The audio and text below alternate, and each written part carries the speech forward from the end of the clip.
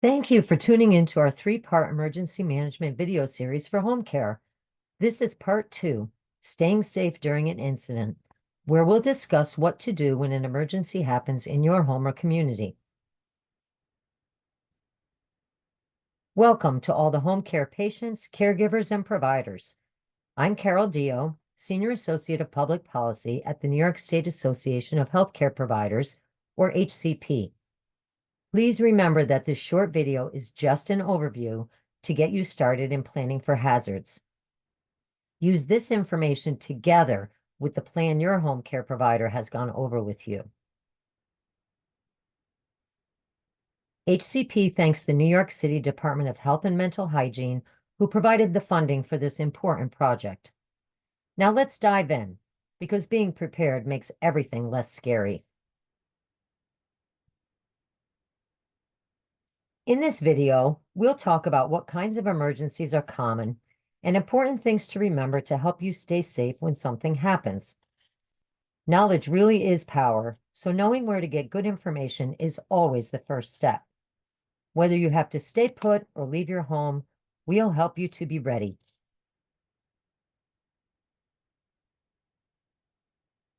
Dangerous events in our environment can affect just us or an entire neighborhood or region. In summertime, there's a threat of extreme heat, which can cause major illness or even death for some people.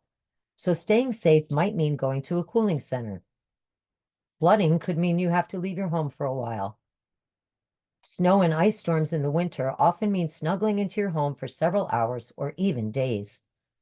Power outages are quite disruptive, especially if you rely on electricity for your health needs.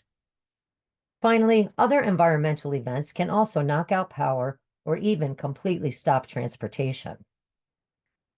Any type of incident can mean making the decision to stay put or move to a safer place. Structural events can occur without extreme weather. A fire in your home or neighborhood, a crisis at a power plant, a water main break, all of these can be an emergency you might face. If public transportation is affected, your caregivers might not be able to reach you. You need to have a plan for these things.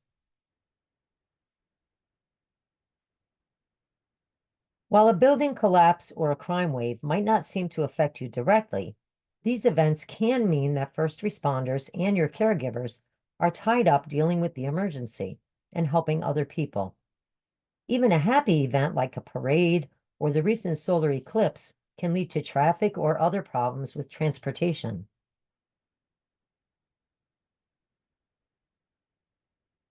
Let's talk about weather for a second. Many people might not know the difference between a weather watch or a weather warning. Here's one way to remember it. With a weather watch, you want to watch for bad weather because it might happen. You might have to take action. With a warning, you are being warned that bad weather will happen. You need to act.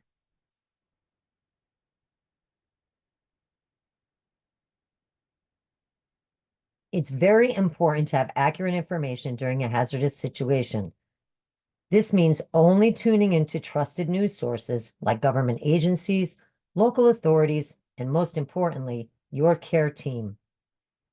There are trusted sources of information that you can sign up for on your phone or computer to get notifications. There is a list of some of these services for New Yorkers at the end of this video, such as Notify New York City and the National Weather Service. Remember that general notices like these add to the advice you get from your personal team and your care plan. They don't replace that.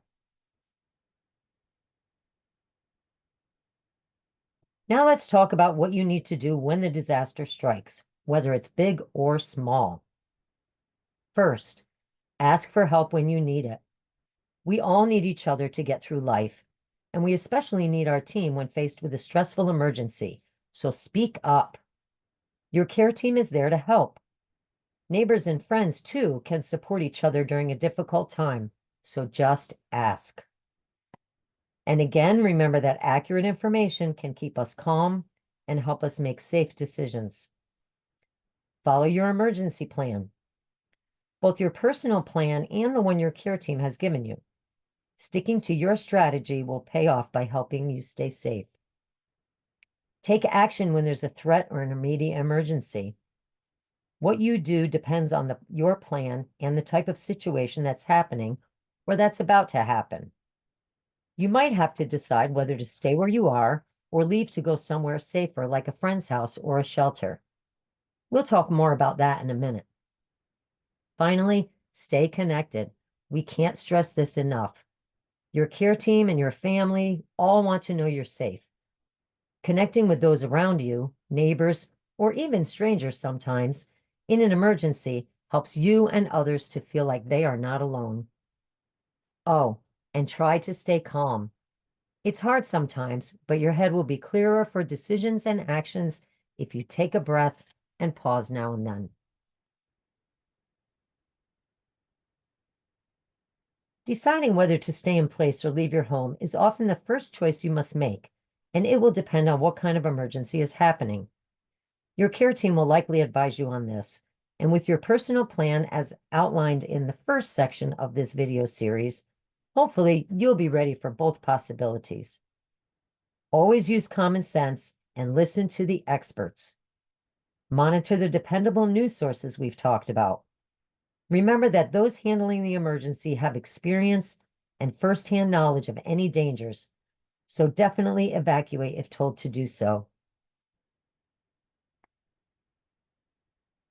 Often, it's safest to stay right where you are.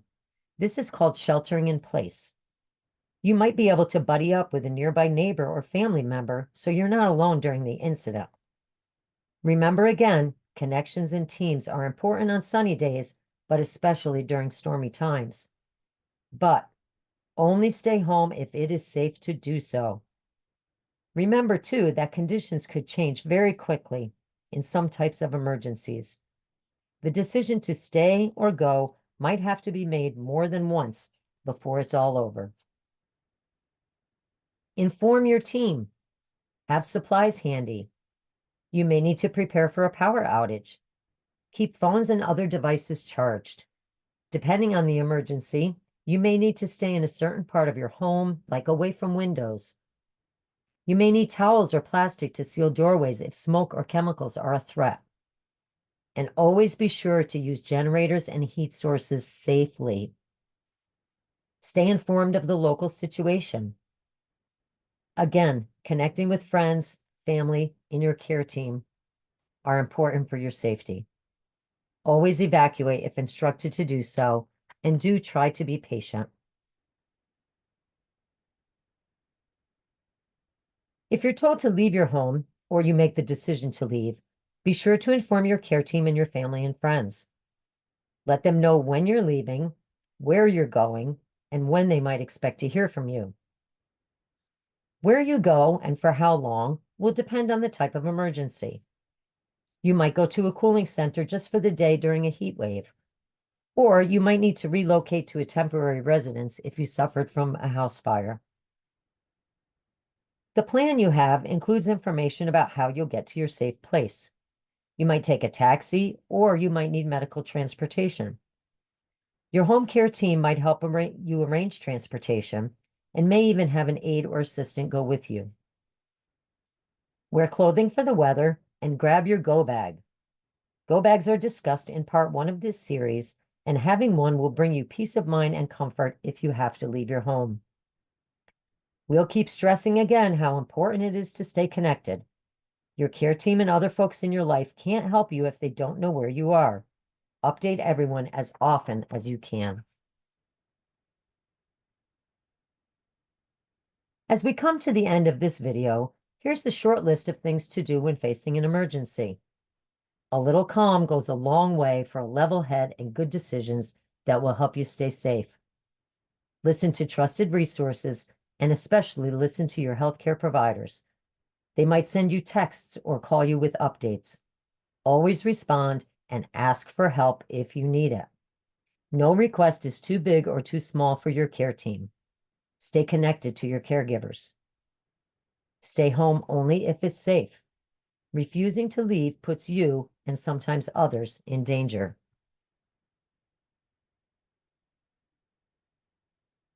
Here are the resources we promised. These organizations provide more detailed instructions and handy checklists for you to use in your preparation activities. The links are shown in full on the last slide of this video.